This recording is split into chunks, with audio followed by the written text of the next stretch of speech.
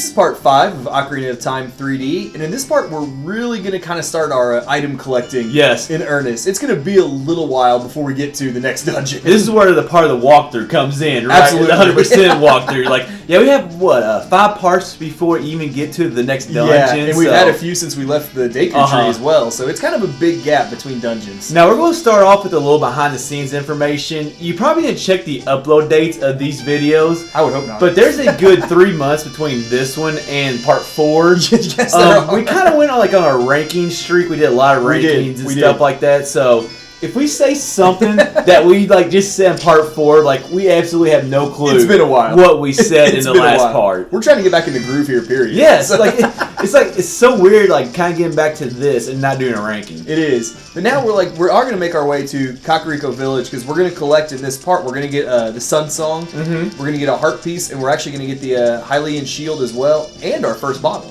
Yes, that's a lot. Like I said, there's a lot.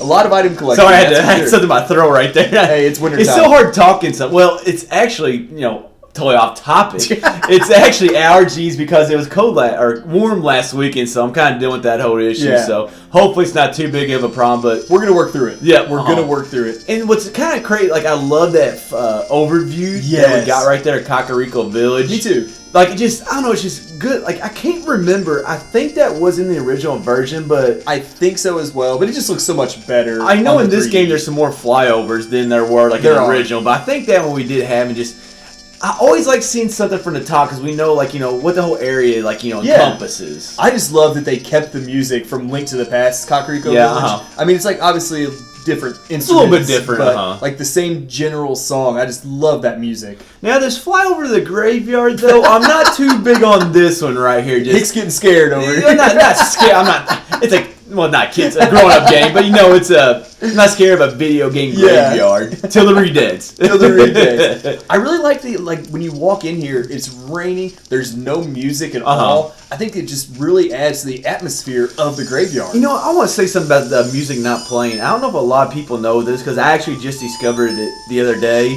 but I played the Suns. Well, we haven't got it yet. Yeah. But I changed the time of day to the morning, or it was just morning period. Mm-hmm. And how there's no sound, just the birds chirping before the theme starts playing in the overworld, wherever you're at. Yeah, yeah. I went to Kakariko Village during that time period, and I walked in here in the very early morning, and there was no theme.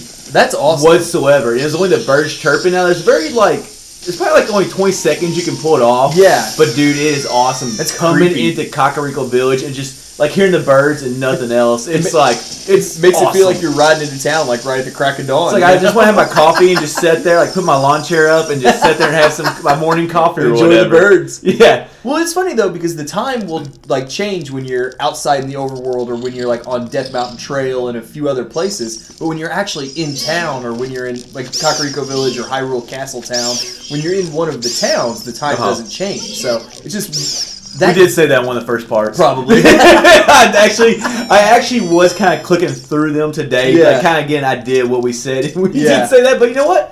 It's nice to reiterate sometimes. And that actually becomes a little more important when we start collecting Skulltulas, though. Yes. Because so many of them only appear out at night. Yes, So, the time of day actually becomes a little more important when we're collecting the gold Skulltulas. Something will make that a lot easier very quickly here soon. Here right now. I don't know why I just used very quickly here soon. That was basically the 3 same words. It's alright. So I love the look though of the Royal Tomb. Just the water in the Royal Tomb. Just having it that colorful. That's part of the 3D, the 3D update, the graphics, it makes little things stand out. I mean, the whole game stands out graphics wise.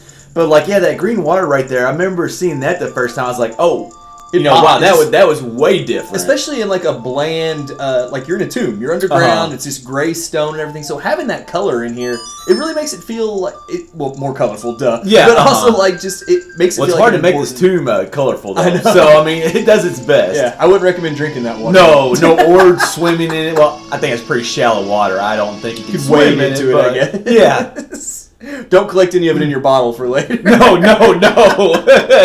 That will take your hearts away. Yes. Now, you had mentioned that we were going to get something to make the the changing of time so much simpler. The Sun Song that we just learned is what does that for us. And it's really, we'll be using that song a lot throughout this game. Like you said, Skulltulas, we get like a lot of them at night, or there's also certain items or certain games that occur at night or during the day. So we'll be using the Sun Songs a lot, so, like, just to change those time periods so we can do those certain things. Yeah, it's like the characters, like, during the day may be inside, or at night they'd be inside. During the day they're outside where you can actually do those activities. So I didn't use it a ton, honestly. But then again, when I first played it, I wasn't collecting all the Skulltulas and things like that. So. Well, another thing it'll also do is it'll actually freeze the Redeads that you saw right there, and we'll see another enemy later in the game, the Gibdos. Yes. It'll freeze those, and like I actually think it's easier because they can kind of, what's it called, like, I guess hug They hug you. Like, or whatever, constrict you, like... So like, it helps like them not to do that, and actually we'll play it right here to kill this Redead. To kill this one, it would have been nice if we had done it when we were leaving the Royal Tomb because we got frozen by that one. Man, I hate that's one of the most frustrating things in Zelda, or this game is like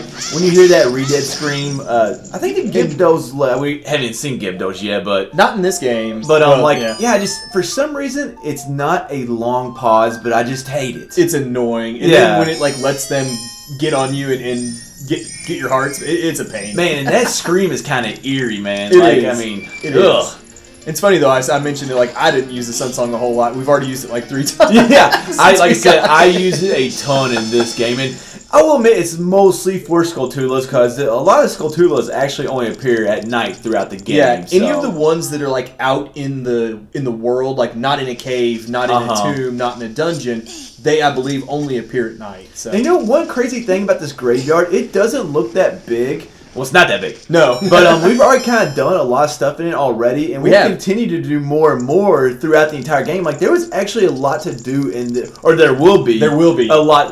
We kind of forget how we're talking about it sometimes as a walkthrough, but... Like, there'll be a lot that we do in this graveyard. It does become a little more important later on, that's for sure. We'll get... we won't talk too much about it. We won't get too far into it. Now, it is funny, when we were talking... We're going to stop ourselves from doing that throughout the entire game. We don't want to spoil it for someone who may be doing this for the first time, but it is funny. We were both talking before we started recording that we both ended up buying this shield in the first Castle Town, we played. But no, it's called the Market. It's called the Market. Yeah. Castle Town, I think, was Twilight Princess. Sure. But I get them all mixed up. It's all Hyrule. Yeah. It's all Hyrule. Yeah. But we both have said we ended up buying the shield, and we can just find it for free.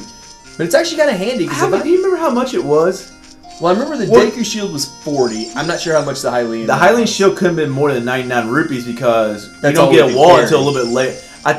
Well, when you need you need a Hylian Shield before you well, you actually don't need it. I think they recommend it. Yeah, they recommend it before you make our way to the next dungeon. What are we doing right now? We are actually going to go back to collect cuccos. We're doing the cucco. Oh, dude. Okay, we already talked to. Okay, I totally was not paying attention. I was sitting here, and for some reason, I thought we were going up to Death Mountain. And I was like, wait, no, that's like 4 parts got a from little ways before we make our way up there. I totally got confused. I was like, what are we doing right? Because I missed him talking to the Cucco Lady. Yep, and she's lost, I want to say 7.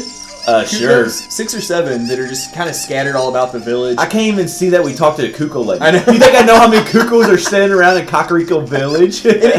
Several of them are actually really tricky because you have to fly with other cuccos to find them. Which makes no sense. Like, it physics. Like, there's no way that Link should be able to fly Hone Cucco like that. And I don't recommend grabbing a chicken like that either in real life. No, have you done that? For you. No, but chickens are mean creatures. Yeah, well, would you be nice if somebody grabbed your legs like that? No, definitely not. And you had to flap your arms like that and they were just weighing you down? I'd be mad too. Hey, we know what happens if you attack them with your sword. Yes. I've actually only done that once in Zelda. Once is enough. And I think it was Link to the Past. And I was like, it's cool, but... The Cucco Revenge Squad comes for you. I don't know. We were talking about that as a fantasy football team. Yes. Remember the Cucco Revenge Squad? No one would get it, though. I mean, or our fans would get it. Yeah, there'd be maybe some people would get it, but most people probably wouldn't. Now, I will say this game is so much better than the Minish Cap Cucco game. Oh, yes. I hated that game. That game was hard. Like, this is easy. You just kind of got to find where the cuccos are. Yeah. That game was like on a timer, and you had to... That game was tough. Yeah, I was not a fan of that Cucco game. And this was a lot simpler. And there was like, I don't know, 10 rounds maybe? Yeah, there were a lot. Of that Cucco game, Minish Cap, whereas this one right here, I mean, one round, I don't know, 7 cuccos. That sounds good to me. Just don't leave the village. I really don't know how many there are, but if you do leave this area though, like even if you just like fall down in a hole that you'll see up here in a minute, go back to the graveyard, they all reset. Now this cucco right here, that you can't see the hole yet, but like this little area right here, it took me forever to find this cucco. Like I didn't know you could even get in there. Like I don't know, like just once again a new mechanic at the beginning of the game where like I didn't know you could use a cucco to fly on top of that railing or whatever. I fell in that hole 3 or 4 times. Just like once, just jumping off the edge here. I'm surprised I didn't do it, man. And that's one of those things like you're practicing and it never happens, but once you start recording, stuff like that starts to happen. And it's just so annoying. Like we said, it resets all of them, and you have to go all the way back to the like restart the game. Man, I love that hill right there by the top of the windmill. Just like we got the overview of Kakariko Village, but then seeing like the view up there from top of the hill, just it's kind of like a solitude area. It really is. Too. There's nothing else up there. That's where I need a lawn chair and a beer. Yes. Well, who is it? We've got. I've already had my morning coffee. Yeah, I want to have my beers. Let's make an Irish coffee. well, yeah, that's knock out 2 birds with one stone. One of the guys here in Kakariko Village has a nice spot on top of the house. And we'll actually be seeing him in a couple of parts. We'll pay him a visit. Kind of a little cheat or glitch that we use in the game later on, but that's a sweet part too. It is. I will say, this girl says she's allergic to cuccos. Why in the world? No, she has allergies. She says she has allergies. Well, allergies. And she can't, well, you can be allergic to something and not have allergies. Allergies are different than being allergic. Well, let's not get into the medical discussion. Yeah, that's true. That's not our field of expertise. But either way, why in the world are you keeping cuccos if they give you goosebumps? And also, she does nothing. She literally just sits there. Like, I know she can't touch them, but she just sits there. But anyways, this is going to wrap up part 5 of Ocarina of Time 3D.